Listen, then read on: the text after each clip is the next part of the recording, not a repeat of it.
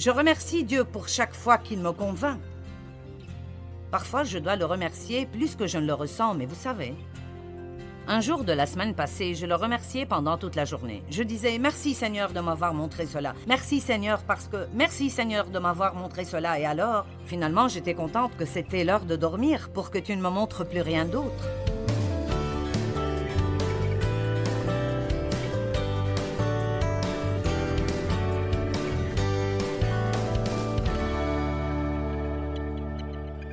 Car c'est par la grâce que vous êtes sauvés, par la foi. C'est le don de Dieu, ce n'est point par les œuvres, afin que personne ne se glorifie. Par la grâce, par la foi. Tout ce que nous recevons de Dieu vient à nous de la même façon, par la grâce, par la foi. Notre foi en Dieu, ou notre foi en ses promesses, n'est pas ce qui nous achète la bénédiction de Dieu, c'est juste la main qui la reçoit.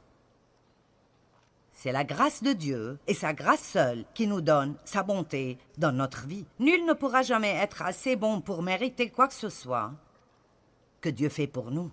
Et cela n'a pas besoin de nous faire ressentir la condamnation. Ça doit nous rendre émerveillés devant la bonté de Dieu. Donc, par la grâce, par la foi. Vous dites, j'aurais aimé avoir de la foi. Eh bien, la vérité est qu'une mesure de foi a été donnée à chacun. Romains chapitre 12. Tout homme, toute femme, tout garçon et toute fille a la foi. Vous avez la foi. Vous avez assez de foi pour faire tout ce que vous êtes supposé faire dans la vie à tout moment donné. Dites, j'ai la foi. Maintenant, votre foi paraît être faible parce que peut-être que vous ne l'avez pas beaucoup utilisée. Ou peut-être que vous utilisez seulement votre foi dans certains domaines. Pendant longtemps, la foi que j'avais en Dieu, je l'exerçais seulement quand il s'agit d'obtenir le pardon pour mes péchés et d'espérer que j'irai au ciel. Je ne savais pas que je pouvais utiliser ma foi dans d'autres aspects de ma vie. Vous ne possédez pas parce que vous ne demandez pas. Si vous demandez dans la foi, vous recevrez. Et laissez-moi juste vous dire maintenant que vous pouvez demander à Dieu n'importe quoi et toute chose. Vous ne pouvez pas demander trop de Dieu. Vous dites, eh bien, et si je demande la mauvaise chose? Eh bien, vous ne la recevrez pas. Donc, vous savez, nous ne devons pas avoir peur. Eh bien, et si je ne devrais pas demander ceci à Dieu? Eh bien, il ne vous le donnera pas. Il y a certaines choses dont la Bible nous dit qu'il ne faut pas les demander, mais il y a plusieurs régions dans la vie qui sont juste uniques et particulières à notre propre vie. La Bible ne vous dit pas qui épouser ni quand acheter une nouvelle voiture, mais elle donne la sagesse. Et si nous suivons la direction du Saint-Esprit, nous suivons la sagesse, et nous comptons sur Dieu pour nous aider, nous pouvons commencer à avoir des vies absolument incroyables. Je ne savais pas que je pouvais utiliser ma foi pour dépasser mon passé. Je pensais que j'étais coincée avec... Eh bien, j'ai été une victime d'abus. Eh bien, je ne m'appellerai jamais une victime d'abus maintenant. Jamais. Vous ne pourrez jamais me faire dire que je suis une victime d'abus parce que je ne suis pas une victime d'abus. Je suis une nouvelle création en Christ et je marche dans la victoire. Et quoi qu'il vous soit arrivé, je veux vous encourager. Débarrassez-vous de toute mentalité de victimisation que vous puissiez avoir. Nous ne pouvons pas toujours être des victimes et être de nouvelles créations en Christ. Alors, vous avez de la foi. Ce que nous avons fait dans ce ministère, nous l'avons fait par la foi. Vous n'avez vraiment aucune idée, dans le naturel, combien je ne suis pas qualifiée pour faire ceci. C'est vraiment presque hystériquement, ridiculement, drôle. Et pour cette raison, je sais que c'est Dieu. C'est pour cela que dans 1 Corinthiens 1, il est écrit que Dieu a choisi les choses folles du monde pour confondre les sages. Il veut que le monde regarde et dise « Ce n'est pas possible. Pas possible. Ce n'est pas possible que tu puisses faire ça. » Et puis il veut que le monde regarde comment ça arrive à travers vous. Amen. Afin que nulle chair ne se glorifie. Je me demande combien de personnes vous ont regardé en pensant « C'est impossible pour toi de changer. » C'est impossible pour toi de faire ceci un jour. Mais en mettant votre foi en Dieu, vous le faites. Eh bien, je n'avais vraiment pas prévu de prêcher à propos de la foi ce week-end. En fait, j'ai pensé à ceci il y a 2 semaines, assis sur ma chaise, parce que je lisais ce chapitre, qui est l'épître à Philémon, et je suis arrivée au verset 22, et quelque chose a cliqué en moi. Et puis j'ai juste pensé, je ferai un petit message sur comment la foi fonctionne, parce que il y a ce qu'on appellerait à juste titre des lois de la foi. Et une loi est quelque chose qui marche à chaque fois. La gravité est appelée une loi, la loi de la gravité, ce qui veut dire qu'à chaque fois, pas parfois, mais à chaque fois que je jette quelque chose dans l'air, ça tombera. Et donc il y a certaines lois de la foi, et ce que je veux dire est qu'il y a certaines façons par lesquelles la foi marchera, et d'autres par lesquelles la foi ne marchera pas. Et alors, comme vous avez la foi, dites « j'ai la foi ».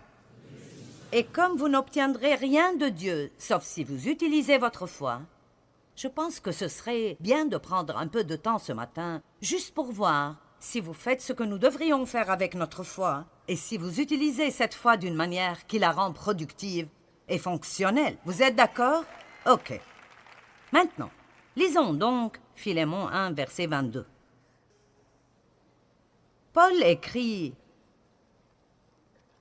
à Philémon à propos d'un esclave qu'il avait nommé Onésime, et il s'était en fait enfui de chez Philémon, et Paul l'a rencontré. Et il est devenu un fils spirituel de Paul, et maintenant Paul allait le renvoyer chez Philémon. Et il voulait s'assurer que Philémon le recevra gracieusement et qu'il ne le punirait pas parce qu'il s'était enfui. Et c'est ce dont parle la partie majeure de l'épître. Mais après, Paul dit, et c'est très important, Paul était en prison quand il a écrit cette lettre, en prison, et il n'avait aucune idée de quand il sortirait de là. Mais il écrit à Philémon, et dans le verset 22, il dit « En même temps, prépare-moi un logement, dans l'attente de m'accueillir hospitalièrement, car j'espère, grâce à vos prières, vous être rendu ou recevoir la grâce de venir. » Nous voyons quelque chose de très important ici. D'abord, il dit « J'ai la foi que si vous priez pour moi, je sortirai d'ici et je pourrai venir vous visiter. » Donc, il avait la foi en la puissance de la prière et il croyait que, quand il prie ou si d'autres prient pour lui, cela ouvrira les portes pour qu'il soit libéré de la prison. Ne priez pas si vous n'allez pas prier dans la foi. Quand vous priez, ayez une foi simple comme les enfants pour que Dieu vous entende, mais aussi pour que Dieu vous donne soit ce que vous demandez, ou si vous demandez la mauvaise chose, il vous donnera quelque chose de mieux. Amen. Puis il dit, « Prépare-moi un logement en attendant ma visite. » Maintenant, je veux vous parler du pouvoir de l'attente. Parce que la foi devrait avoir une attente active et agressive qui va avec. Paul a dit « Priez pour moi. Je crois que je sortirai d'ici et je viendrai vous visiter. Alors commencez à me préparer une chambre. » Est-ce que quelqu'un voit ceci?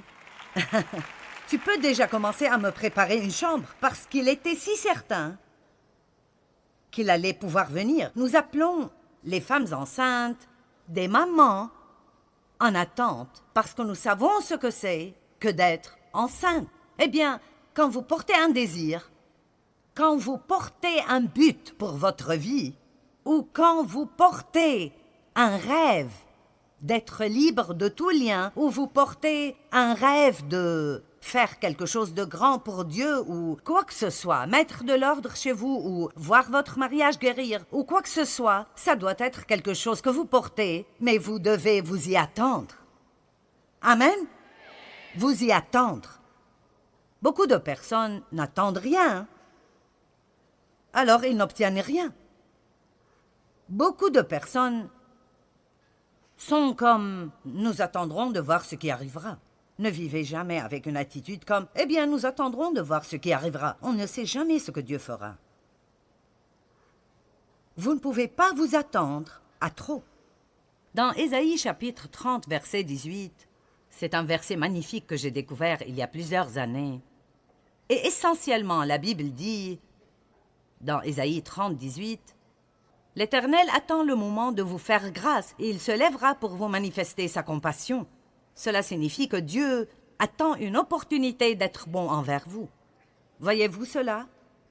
L'Éternel attend ardemment, et le mot attend veut dire espère, cherche à et désire, de vous faire grâce, et alors il se lèvera pour vous manifester sa compassion et vous faire miséricorde. Car l'Éternel est un Dieu juste, béni, heureux, privilégié, et enviable sont tous ceux qui espèrent en lui, qui attendent et cherchent et désirent Dieu et sa victoire, etc. Donc, la simplicité de ceci est, au cas où vous l'avez manqué, que Dieu est assis sur son trône au ciel et il cherche, désire et attend quelqu'un pour être bon avec lui, mais il ne peut être bon que pour quelqu'un qui espère en lui, le cherche, le désire et s'attend à ce qu'il soit bon envers lui.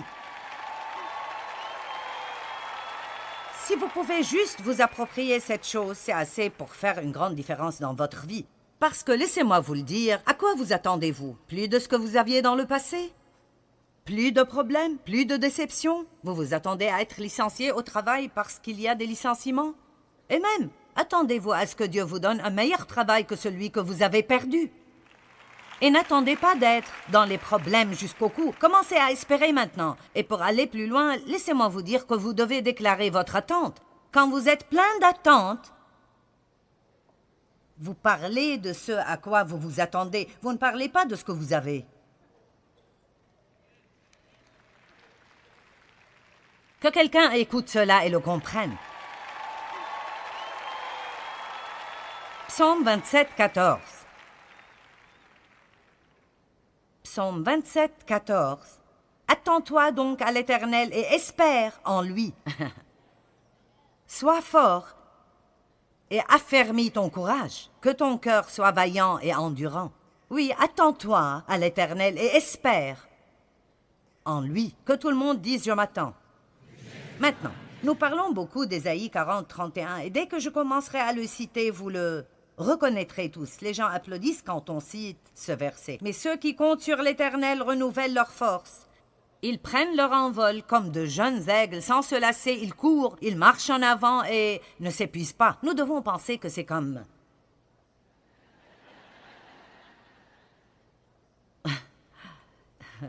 Mais si vous le lisez et vous étudiez ce mot « attend » dans la langue originale, ou si vous le voyez dans la Bible amplifiée, qui amplifie un peu de la langue originale, il dit que ceux qui attendent, cherchent, désirent et espèrent le Seigneur.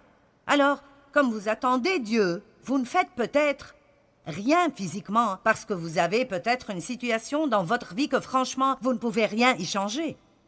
Et nous disons, tu as juste besoin d'attendre le Seigneur.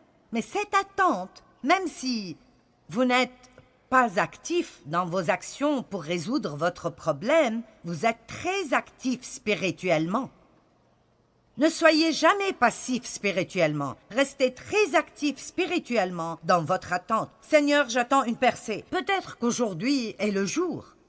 Vous pouvez même utiliser votre imagination, et je n'essaie pas d'être farfelu et de me perdre dans une sorte de manipulation mentale, mais nous avons une imagination. Pourquoi devons-nous l'utiliser? Sommes-nous supposés l'utiliser simplement pour nous souvenir de toutes les choses bêtes qui nous sont arrivées dans nos vies? Pourquoi ne puis-je pas juste fermer les yeux et dire « Seigneur, je vais juste rêver de quelque chose de grand pendant 1 minute et j'imaginerai comment sera ma vie quand ma percée viendra parce que je sais qu'elle arrive ?»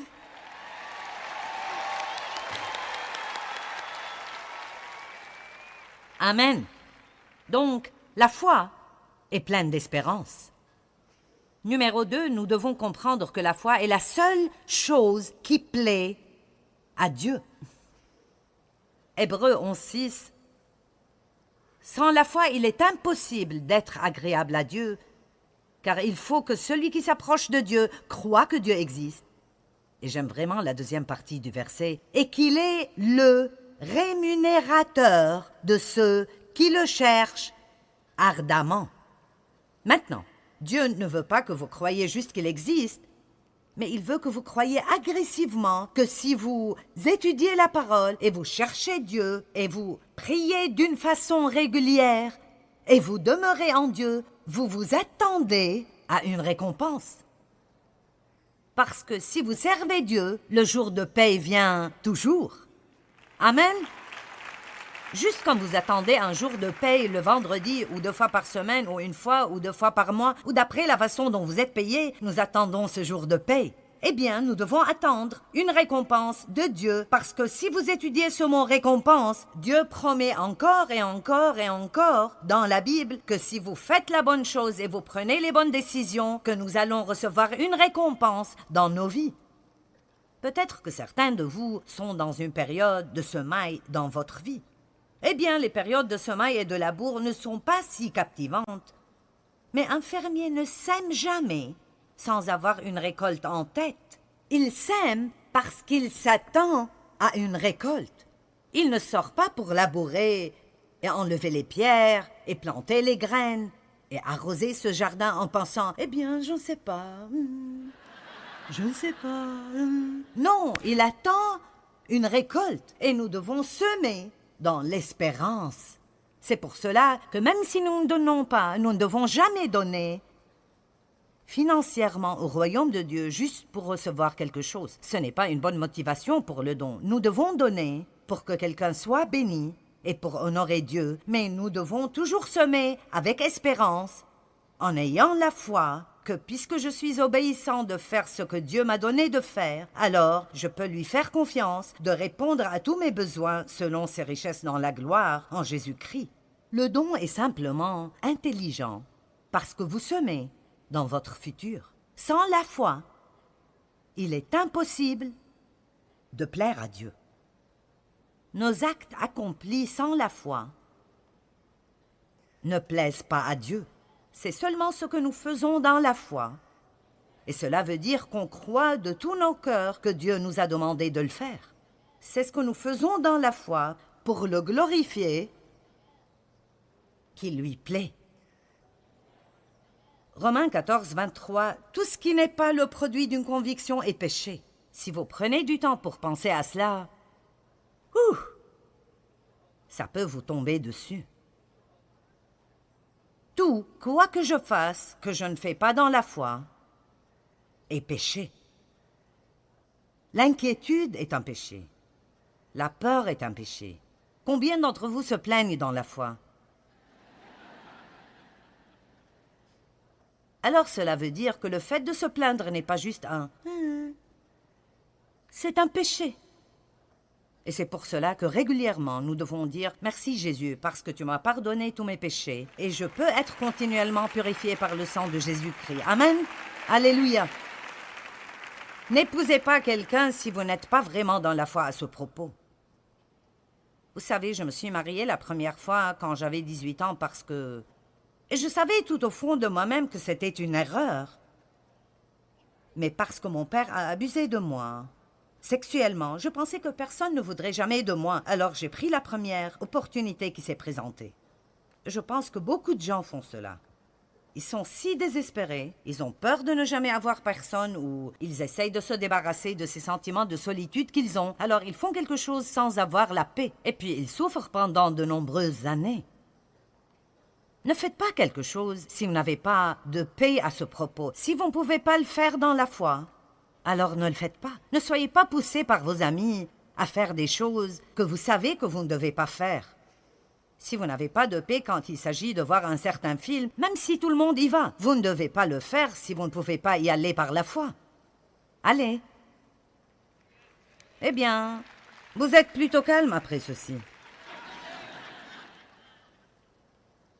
Maintenant, je ne sais pas pour vous, mais j'aime ce genre de choses. J'aime être défié par la parole. En fait, j'aime quand Dieu me corrige ou me réprimande. Je n'aime pas le fait que j'ai fait quelque chose de mauvais, mais je suis contente de pouvoir recevoir la correction de Dieu. Je ne suis jamais condamnée par elle. Je suis heureuse. Je remercie Dieu pour chaque fois qu'il me convainc. Parfois, je dois le remercier plus que je ne le ressens, mais vous savez... Un jour de la semaine passée, je le remerciais pendant toute la journée. Je disais « Merci Seigneur de m'avoir montré cela. Merci Seigneur parce que... Merci Seigneur de m'avoir montré cela. » Et alors, finalement, j'étais contente que c'était l'heure de dormir pour que tu ne me montres plus rien d'autre. Remercier Dieu chaque jour n'est pas comme cela, mais Apprenez comment être content parce que vous avez ce genre de relation avec le roi des rois et le seigneur des seigneurs et parce qu'il vous aime assez pour ne jamais vous abandonner dans les problèmes que vous avez. J'aime cela, j'aime cela, j'aime cela. Alors si je me mêle de vos affaires en disant tout ce qui n'est pas le produit d'une conviction est péché, que cela vous rende heureux. Tout ce qui vous met mal à l'aise doit être quelque chose dont vous avez besoin. Troisième point. La foi doit être basée sur la parole de Dieu. Plus que tout, d'abord nous avons la foi en Dieu. La Bible dit « Ayez foi en Dieu ». Je vous ai déjà dit que nous avons tous la foi. Une mesure de foi a été donnée à chacun. Maintenant, ce que vous faites de cette foi est votre choix entièrement. Vous pouvez mettre votre foi en vous-même. Cela ne marchera pas, mais si vous voulez essayer pendant quelques années et être misérable, allez-y. Vous pouvez mettre toute votre foi en des personnes. Et je ne dis pas que nous ne devrions pas faire confiance aux gens, mais je peux vous dire que les gens vous décevront. Nous n'avons pas la capacité de ne pas nous décevoir l'un l'autre car nous ne sommes pas parfaits. Alors, ne donnez pas aux gens la confiance qui appartient seulement à Dieu. Vous pouvez faire confiance à certains, mais n'allez pas trop loin parce qu'au moment où vous regardez quelqu'un et vous pensez « tu ne me feras jamais de mal », maintenant vous avez des problèmes. Ne mettez pas votre foi en le système du monde. Soyez sûr de dépendre de Dieu. Dépendez de Dieu. Notre pays est grand parce que les hommes et les femmes qui sont venus ici dépendaient de Dieu. Et dans notre nation, nous devons retourner à dépendre de Dieu. La politique sans Dieu est une chose dangereuse. La foi doit être bien basée. Tout d'abord, vous mettez votre foi en Dieu. Vous avez peut-être un bon travail et il vous paye bien, mais si j'étais vous, je ne dépendrais pas juste de ce travail pour prendre soin de moi. Dépendez de Dieu.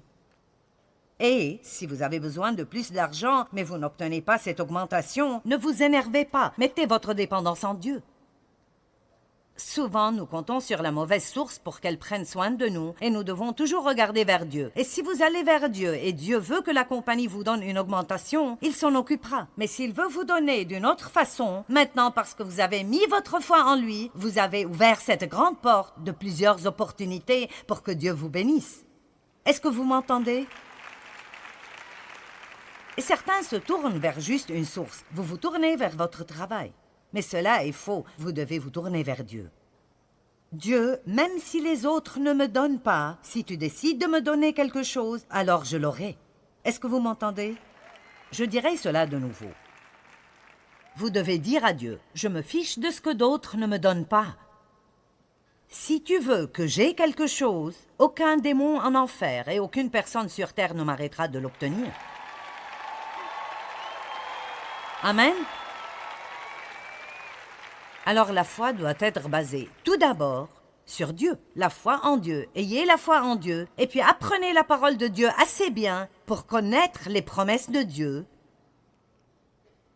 pour mettre votre foi en les promesses de Dieu. Maintenant, je ne pense pas que vous ne pouvez pas prier pour quelque chose si vous ne pouvez pas trouver de versets correspondants, mais je pense que c'est sage de remplir autant que possible vos prières de la parole de Dieu. Priez la parole. Priez la parole à Dieu. Rappelez Dieu.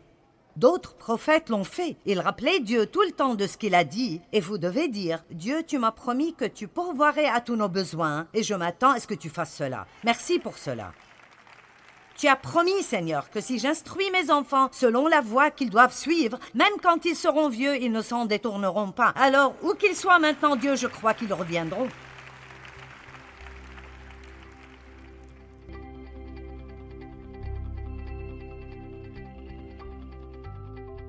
Eh bien, la Bible dit que Dieu a donné à chacun une mesure de foi. Et vous savez, plus nous utilisons cette foi, plus elle grandira. Et aussi, nous avons sa grâce qui nous aide. À chaque fois que nous agissons dans la foi, sa grâce, sa puissance et sa capacité viennent à nous pour nous aider à être efficaces dans tout domaine de notre vie. Vous savez, je pense que nous avons besoin d'apprendre autant que nous le pouvons à propos de la grâce parce que la grâce est phénoménalement incroyable. La grâce est la puissance de Dieu qui vient à nous gratuitement et nous rend capables de faire ce que nous avons besoin de faire dans la vie sans aucune lutte, fatigue ou effort de notre côté. La grâce est ce qui nous sauve. La grâce nous pardonne. La grâce nous offre la miséricorde. La grâce est vraiment incroyable.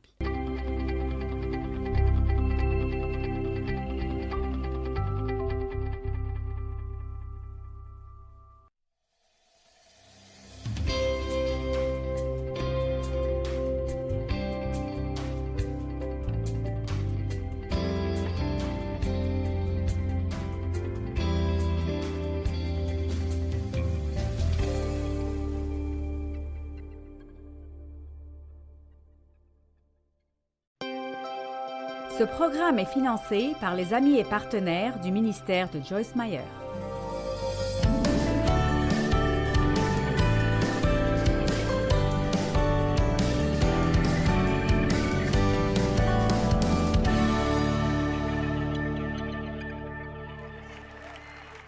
Maintenant, le premier pas vers la plénitude est très simple.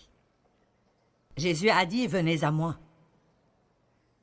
Venez à moi, j'aime ces trois mots. Venez à moi, vous tous qui êtes fatigués et chargés, et je vous donnerai du repos. Alors, puis-je prendre un moment pour dire oui à tous ceux qui sont là, tous ceux qui ne sont pas venus à Jésus? Nous allons vous donner une opportunité de faire cela tout à l'heure, et si vous n'avez pas reçu Christ comme votre sauveur, alors s'il vous plaît ce soir, venez à lui. Et pas besoin d'être au 31. Venez tel que vous êtes. Juste venez à lui, venez. Et si vous regardez à la télévision, s'il vous plaît, si votre vie est gâchée, si vous êtes débordé à cause du stress et vous êtes surchargé de peur et d'inquiétude, juste venez. Vous n'avez même pas besoin de comprendre quoi que ce soit. Venez et dites, d'accord Jésus, je viens.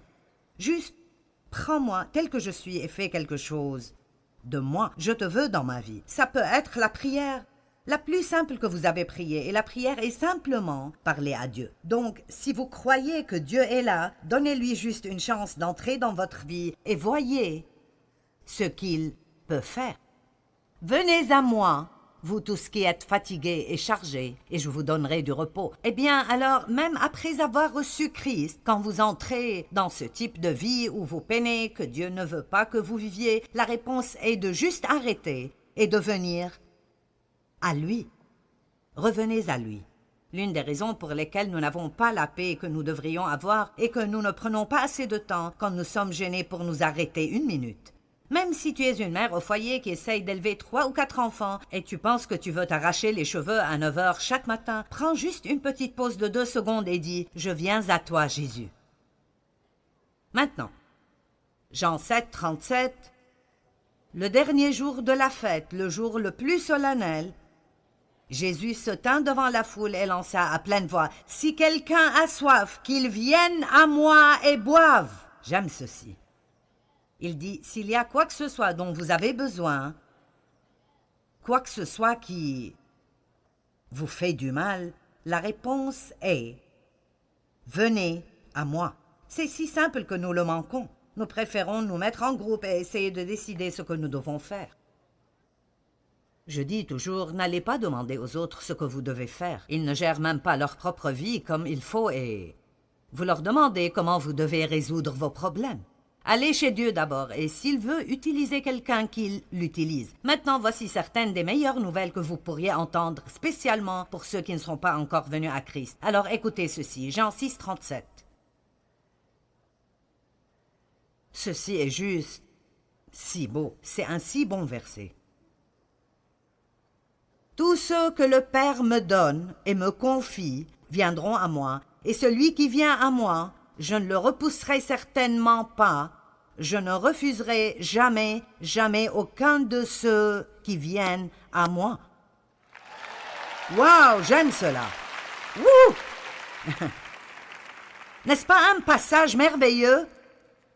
Quiconque vient juste à lui, il dit « Je ne refuserai jamais aucun de ceux qui viennent à moi. » Vous voyez, vous n'avez pas à vous inquiéter si vous pensez « je veux réparer cette chose, je donnerai ma vie à Christ ». Je veux qu'il vienne dans ma vie. Ne soyez même pas inquiété qu'il ne vous prendra pas parce que vous avez fait trop de mal. Il ne vous rejettera jamais, au grand jamais.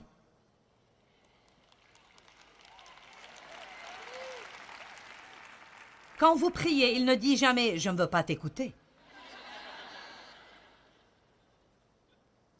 Quand vous avez besoin d'aide, il ne dit jamais « non, je ne vous aiderai pas ». Mais l'ennemi essaye de nous faire penser qu'il le fait parfois. Pouvez-vous dire aujourd'hui « je ne serai jamais rejeté » Dites-le encore « je ne serai jamais rejeté ». Dites « Dieu ne me rejettera jamais ». Oh, j'aime cela, c'est revigorant tout le temps. Dieu ne me rejettera jamais.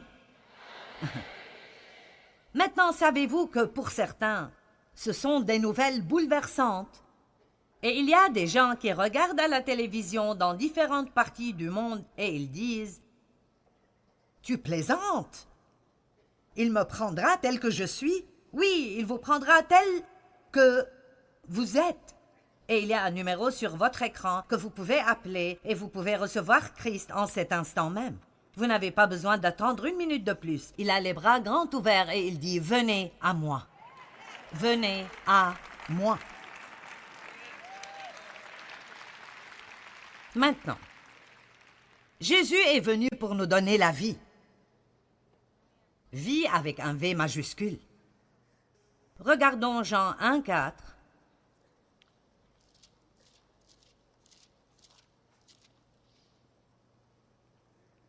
En lui était la vie, V majuscule, et cette vie, V majuscule, était la lumière, L majuscule, des hommes. Pourquoi en majuscule? Parce qu'il parle de Jésus lui-même.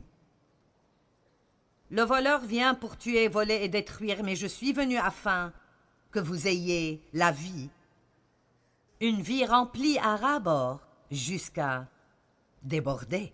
Maintenant, cette vie dont il parle n'est pas juste une vie où nous respirons et bougeons, où nous avons la capacité de marcher, d'inspirer et d'expirer. Si vous cherchez le mot Zoé dans le dictionnaire grec, voici ce qu'il veut dire. Si excitant. Je l'ai écrit ici à la main sur ma feuille. C'est la vie comme Dieu l'a. Pouvez-vous imaginer cela? Combien d'entre vous pensent que Dieu s'inquiète ce soir? Combien d'entre vous pensent qu'il est inquiet concernant ce qui arrive dans le monde? Combien d'entre vous pensent que Dieu est irrité, qu'il est effrayé? Non, il est si plein de vie que rien de cela peut même le pénétrer. Et ce même genre de vie nous est offert. La vie comme Dieu l'a, qui est dans le Père, qu'il a donné au Fils et que le Fils a manifesté au monde. L'homme s'en est éloigné quand il a chuté, et l'homme en est devenu un participant en Christ. C'est sa possession présente à travers sa relation avec Christ, et elle n'est pas juste d'être mobile, mais d'avoir de la force morale comme la sainteté et la justice. N'est-ce pas merveilleux que Dieu puisse prendre un pécheur constant, spécialement absolument méchant, et lui donner une graine de vie et le transformer en un enfant de Dieu, saint et juste? Combien pensent que ce sont de bonnes nouvelles? Alors je vous demande vraiment, pourquoi devrions-nous être mécontents? Et parfois nous manquons certains de ces merveilleux versets dans la Bible. Si vous prenez juste le temps de rechercher le mot « vie », c'est vraiment si ahurissant tout ce qu'il est dit à propos de la vie. Ce genre de vie dont je parle est une vie qui est... Ouf!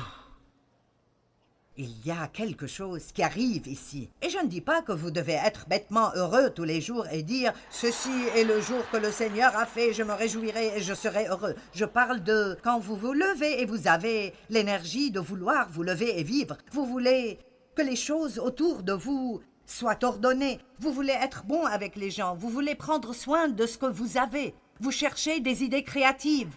Vous voulez sortir et faire quelque chose de bien aujourd'hui. Dieu merci, nous n'avons plus besoin de nous lever et de dire « Oh Dieu, je ne sais pas si je peux supporter une journée de plus. Ceci est plus que ce que je peux supporter. Si je n'ai pas de percée aujourd'hui, je vais devenir folle. »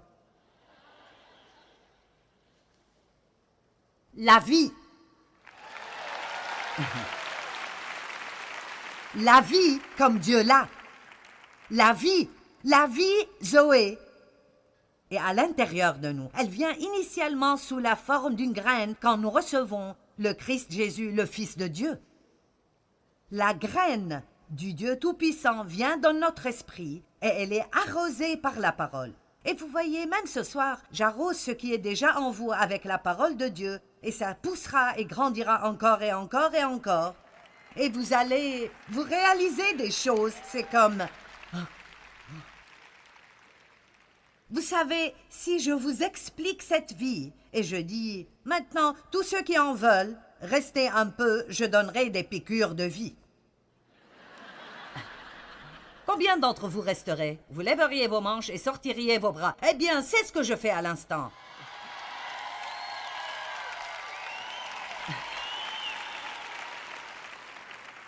Je ne donne pas des piqûres anti-grippe ce soir, je donne des piqûres de vie ce soir. En lui était la vie, et cette vie était la lumière des hommes, et cette vie devient notre don à travers la relation avec Christ. Dieu merci, j'ai une raison pour être en vie.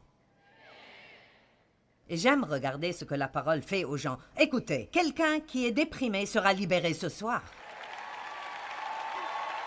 Quelqu'un de découragé est en train d'être encouragé maintenant. Quelqu'un qui sent qu'il ne peut pas supporter un jour de plus, maintenant cette vie vous frappe et vous dit « Je peux faire face à tout ce à quoi je dois faire face parce que le plus grand vit en moi. » Vous voyez, nous avons quelque chose qui arrive en nous et elle essaye de sortir à l'extérieur. Amen. Et je suis là à aider le Saint-Esprit à essayer de faire sortir ce bon fruit. La vie. La vie comme Dieu l'a. Maintenant, je vais quelque part. Suivez-moi. 1 Jean 3, 14. En fait, nous avons déjà fait du chemin. Nous avons un début ici et une fin, et maintenant nous sommes au milieu. Nous savons que nous sommes passés de la mort à la vie, V majuscule, parce que nous aimons nos frères chrétiens.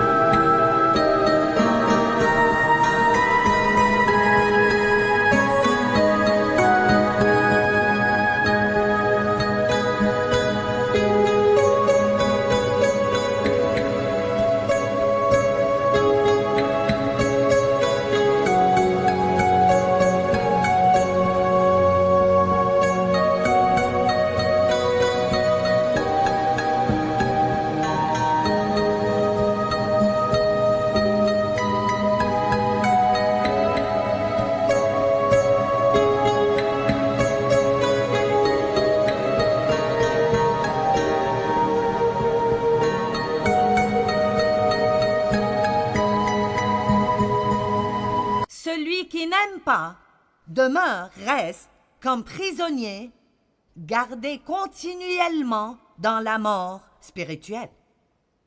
Wow! Maintenant, voici l'essentiel. Nous avons tous cette vie en nous, cette vie Zoé. La capacité d'avoir cette vie merveilleuse, mais si vous n'apprenez pas comment vous aimez les uns les autres, alors ce sera refoulé en vous et vous serez remplis de mort spirituelle. Mais voici comment vous pouvez savoir que cette vie vous appartient quand vous apprenez comment aimer les gens. L'amour et la vie, avec un V majuscule, sont la même chose. Alors aujourd'hui, si vous êtes énervé contre quelqu'un, dépassez cela. Si vous ne croyez pas le meilleur à propos des gens, changez d'avis. Si vous devez pardonner à quelqu'un, pardonnez-leur. Si vous êtes offensé, surmontez cela. Vous ne paraissez pas aussi heureux que je voudrais que vous soyez. Eh bien, ce n'est simplement pas juste. D'accord, puis-je vous dire qu'est-ce qui n'est pas juste? Ce qui n'est pas juste est que Jésus a dû monter sur la croix et mourir pour un tas de gens comme nous. C'est ce qui n'est pas juste. Tout le reste, nous pouvons nous en occuper. Dieu est un Dieu de justice et il arrangera les mauvaises choses si nous mettons notre confiance en lui. Amen. Et je ne dis pas que votre peine n'est pas importante pour Dieu. Je ne dis pas que les gens qui vous ont blessé ont raison. Mais je vous dis que nous devons arrêter ces choses. Nous devons commencer à vraiment aimer pour Jésus parce qu'il y a un monde dehors qui meurt et qui va en enfer. Et ils ne sont pas impressionnés par nos autocollants et nos bijoux chrétiens. Nous devons avoir ce qu'ils cherchent. Nous devons savoir comment marcher dans l'amour et traiter les gens comme il faut. Donc, la prochaine fois que certains de vos amis chrétiens disent « Oh, eh bien, vous savez, eh bien, tu sais, ils sont pentecôtistes. Eh bien, tu sais, elles parlent en langue. » Pourquoi ne dites-vous pas « Tu sais, nous ne savons rien en ce qui les concerne. Nous ne savons pas quel type de relation ils ont avec Dieu. Ne jugeons pas et ne critiquons pas les gens.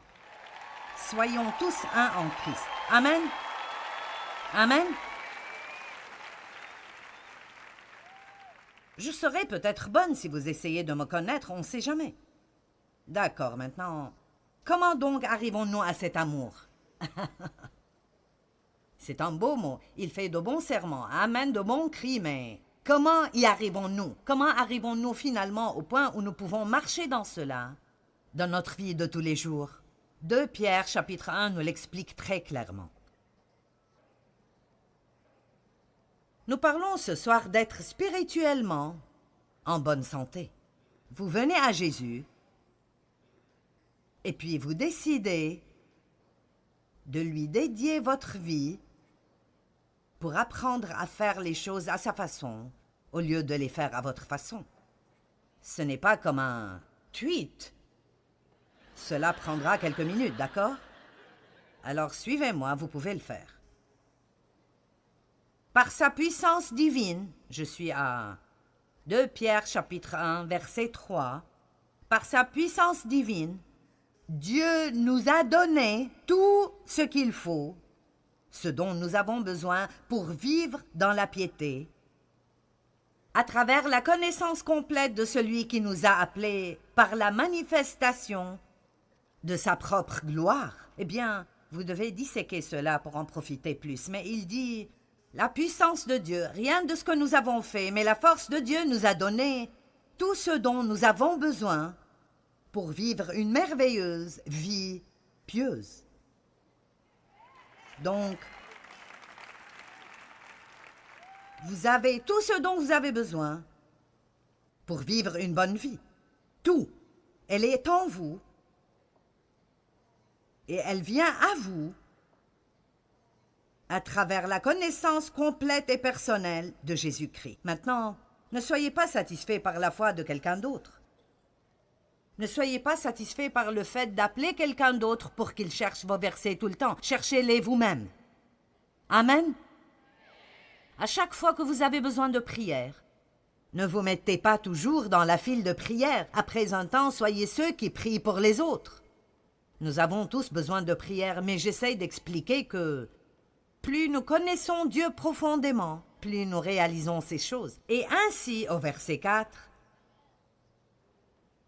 il nous assure, donc il nous donne les plus grandes et les plus précieuses promesses, afin que par elles, vous fuyiez du déclin moral et de la corruption qui existe dans le monde par, et j'aime ceci, l'égoïsme et la convoitise. Donc, il dit que tous les dégâts qui arrivent dans le monde, toute la pourriture, toute la corruption, elle est là à cause de la convoitise, à cause du désir et de l'avidité et de l'égoïsme, l'égocentrisme. Ils sont tous là. Mais nous avons été délivrés de tout cela à travers la mort de Christ. Allez, dites, je peux être délivré de moi-même. Dites-le de nouveau, je peux être délivré de moi-même. et deveniez participant de la nature divine. Donc je peux être libéré de moi-même et je peux en fait commencer à vivre et à agir comme Dieu voudrait que j'agisse. Je peux agir comme son enfant. Pour cette raison même, maintenant, les 3, 4, 5 versets suivants que je vous lirai sont très importants. Ils disent, voici ce que Dieu a donné. Donc comment est-ce que vous libérez cela dans votre vie? Êtes-vous prêts? Pour cette raison même, ajoutez votre diligence aux promesses. Faites tous vos efforts. Mon Dieu! Une dame m'a demandé l'autre jour, et ceci est juste classique. Elle a dit, comment peux-tu rester en si bonne forme à ton âge? J'ai dit, eh bien, je m'entraîne 3 fois par semaine et je fais attention à tout ce que je mets dans ma bouche. Et elle a dit, oh mince.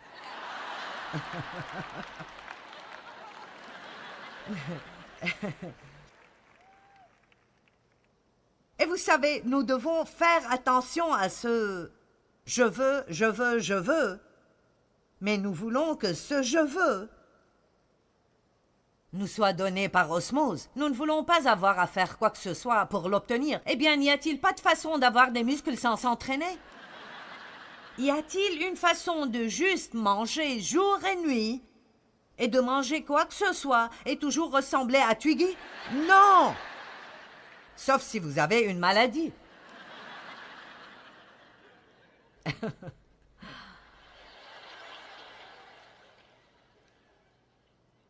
Oh, aide-moi, Jésus. Faites tous vos efforts pour exercer votre foi, pour développer la vertu, l'excellence, la résolution, l'énergie chrétienne. Et en exerçant la vertu, vous développerez la connaissance et l'intelligence. Et en exerçant la connaissance, vous développerez la maîtrise de soi. Et en exerçant la maîtrise de soi, vous voyez, certains ne suivent déjà plus. Vous développerez la patience, l'endurance dans l'épreuve, et en exerçant la patience, vous développerez la dévotion, la piété, et en exerçant la dévotion, vous développerez l'affection fraternelle, et en exerçant l'affection fraternelle, vous arriverez à l'amour chrétien.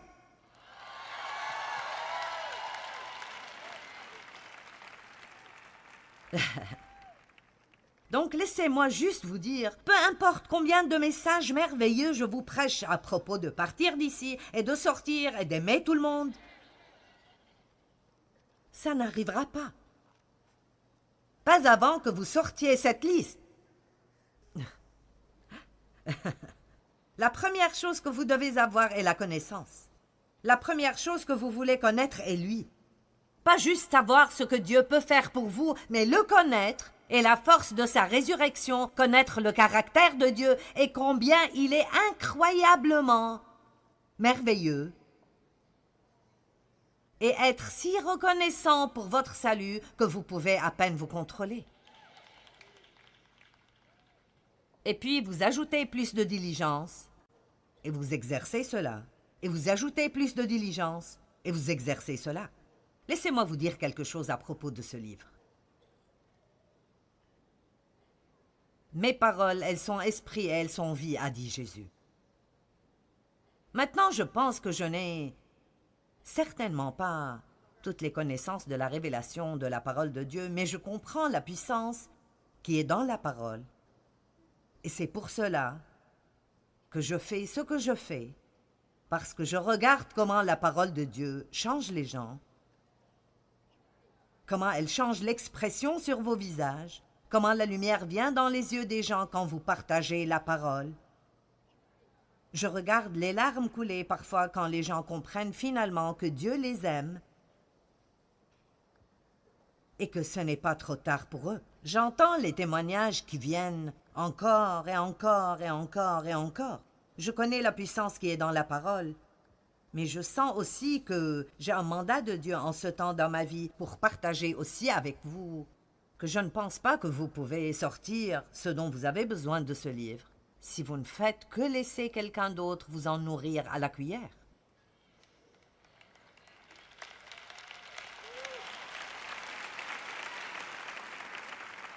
Vous devez avoir votre Bible, Vous devez avoir votre temps avec Dieu.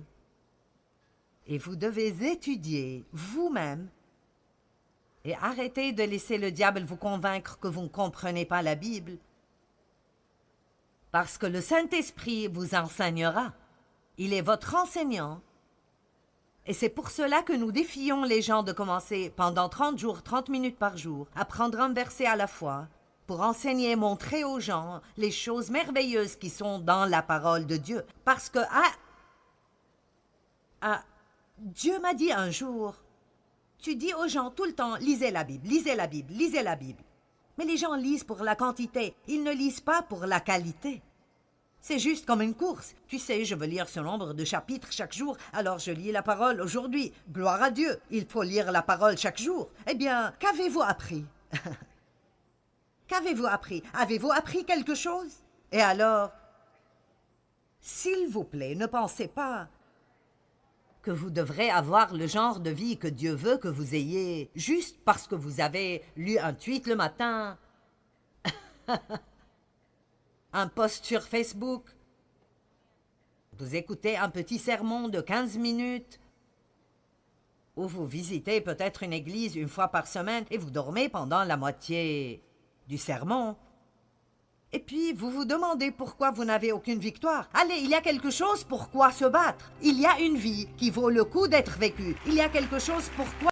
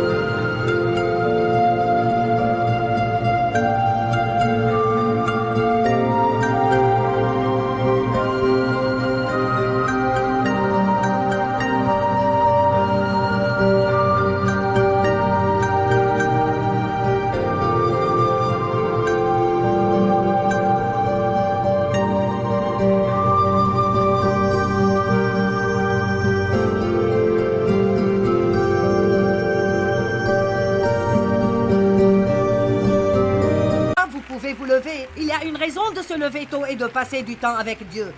Votre vie.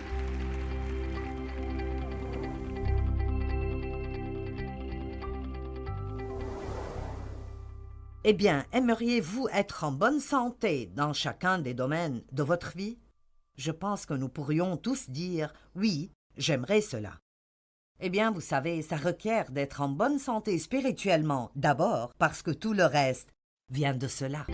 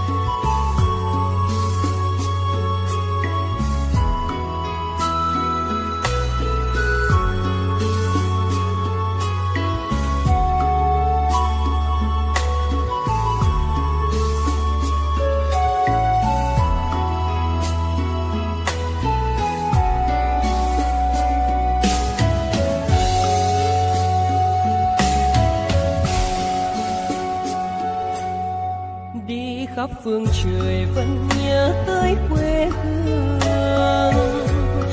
Người về đây thăm làng trù quê mẹ và làng sen quê cha, xúc động bồi hồi người rơi giọt lệ. Thương mái nhà tranh, thương đất mẹ nghề,